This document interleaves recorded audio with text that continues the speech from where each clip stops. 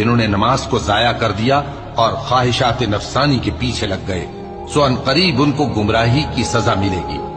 ہاں، جس نے توبہ کی اور ایمان لایا اور عمل نیک کیے تو ایسے لوگ بہشت میں داخل ہوں گے اور ان کا ذرا نقصان نہ کیا جائے گا، یعنی ہمیشہ کی بہشتوں میں، جس کا اللہ نے اپنے بندوں سے وعدہ کیا ہے کہ جو ان کی آنکھوں سے پوشیدہ ہے۔